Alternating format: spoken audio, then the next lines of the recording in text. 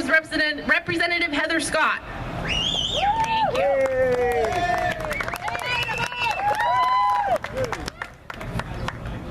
Thank you. Thank you.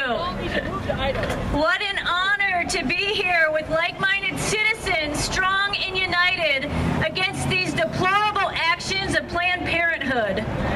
This issue has roiled our country for years, and we fervently hope to end the existence of this organization. Planned Parenthood was founded 100 years ago by Margaret Sanger, an outspoken racist. And by that, she meant blacks and other minorities were subhuman, wanting to eliminate them from the human race. Since the Supreme Court's opinion legalized abortion through Roe v.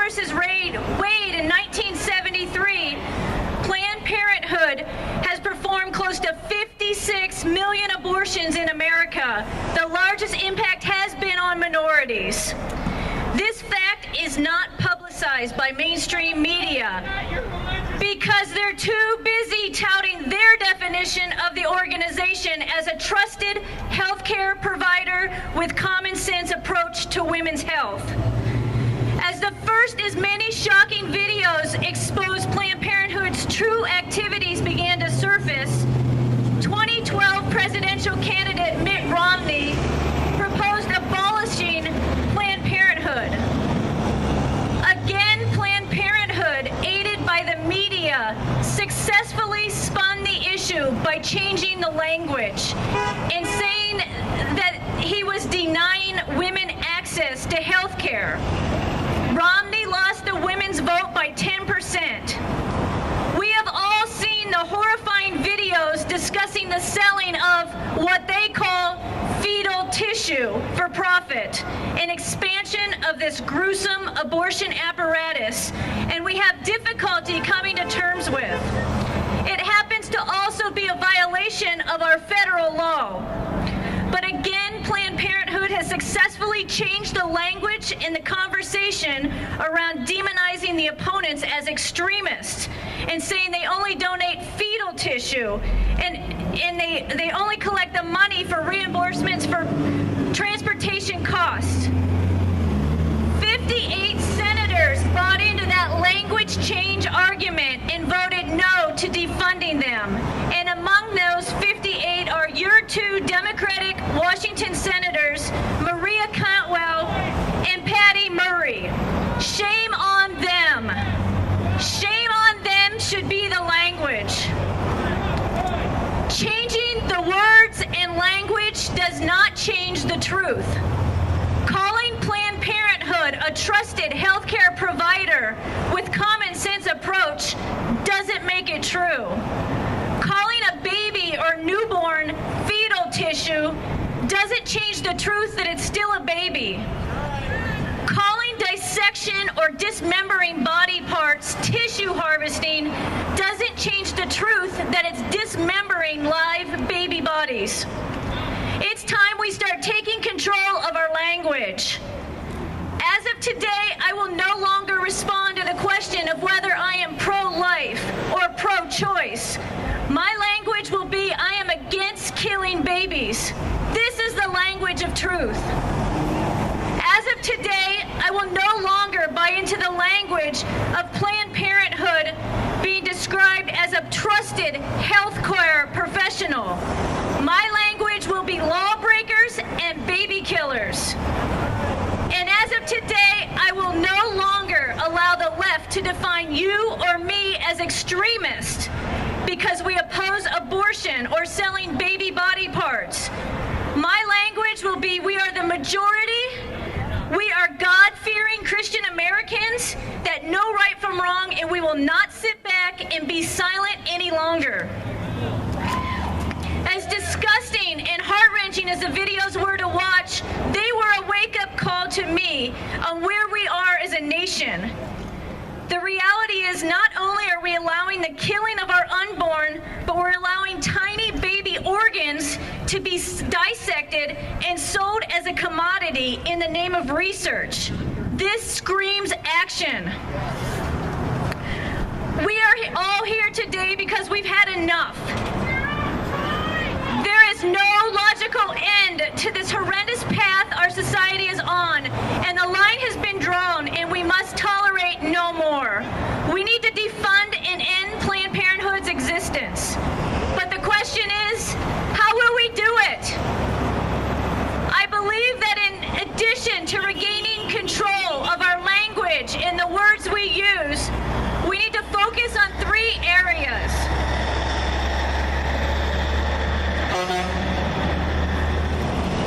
Number 1, we need to acknowledge that we as people, acknowledge where we are as a people and repent for what we have allowed. This requires we stop blaming others for what we have allowed as citizens. 2 Timothy 3:2 warns us that in the last days men will be lovers of themselves and difficult times will come. It's apparent to me that we as a society have gotten to a point where we love ourselves so much that making money and working those few extra hours are more important than teaching our children values and morals. Video games, cell phone, and sporting events have replaced our family time around the dinner tables and the Bible. We are guilty and need to repent. We are complacent. We are too busy to take the time to show up at our school board meetings when the decision is being made to teach our kids safe sex methods or new curriculum is being forced upon to them. We don't show up when prayer is being removed from schools. We are guilty. And we allow Planned Parenthood to use our schools as fertile fields to teach our children promiscuous behavior and hand out birth control like it's Halloween candy. We are guilty.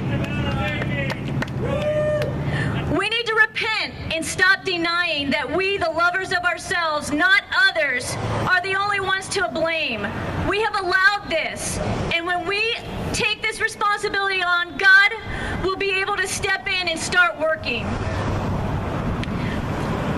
Number 2, we need to stand firm on our principles, show the love of Christ, and pray for a heart change in the individuals working for Planned Parenthood. The organization is deplorable, but the employees working for Planned Parenthood are God's creation, and He loves them. While we need to condemn Planned Parenthood as an organization, we need to pray for those employees and individuals.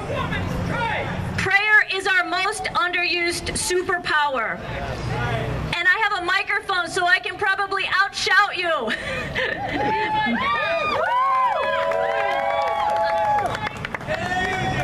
We are not going to convince the medical staff at Planned Parenthood that they are actually killing and dissecting and marketing human life that God created, no matter how many photos, facts, or videos we show them, until they've had a heart change. We are not going to convince a scared pregnant girl and her boyfriend that they are killing their baby for convenience, and they are until they have had a heart change.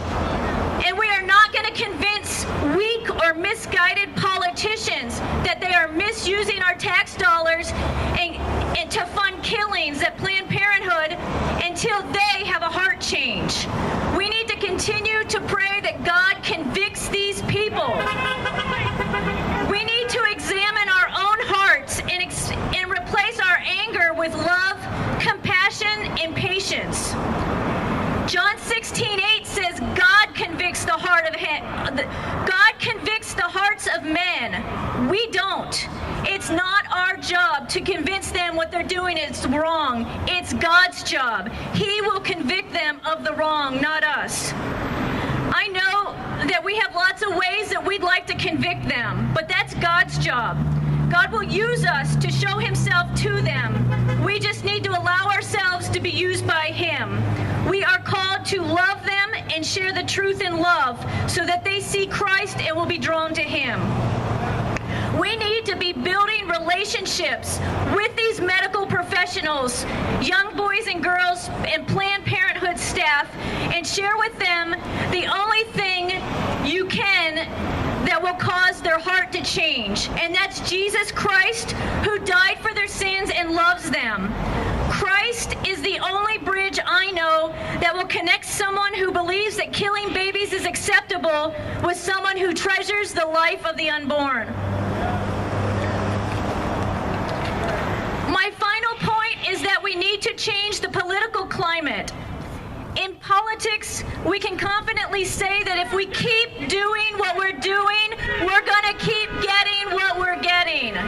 So far, our efforts have not had much political success. We as a nation have allowed child sacrificing for over 40 years now, and the pain of this accepted behavior has fully caught up with us. I don't know about you, but I'm ready to stop doing what we're doing. The day of the Christian not voting is over. The day of hiding behind an amoral opinion of 9 Supreme Court justices delivered in 1973 is over. We need to acknowledge and understand where our rights come from. Our rights and the power to fix this come from God alone. He has given us the greatest nation in form of government in the world that actually gives us a system that recognizes our unalienable rights come from God, and a constitution that protects those rights. Our authority and our right come from God, not our government. It is the government's job to protect those rights, and our duty as a citizen in this republic is to be engaged and drive our government from the bottom up, not the top down. All power in our government is inherent in the people, and until you start recognizing the power God has given you and you start wielding that power, you will continue to be driven by an immoral politician and government bureaucrats. In closing, I'd like to say, stop waiting for the government to fix your problems. You are the government. We are the leaders we have been waiting for, and each of us needs to do our part. This protest is just a start. Our complacency and self-love have gotten us here, and only God will be able to get us out.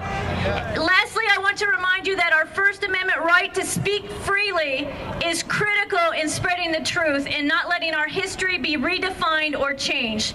I challenge you to start making the appropriate changes needed to end this madness. Thank you.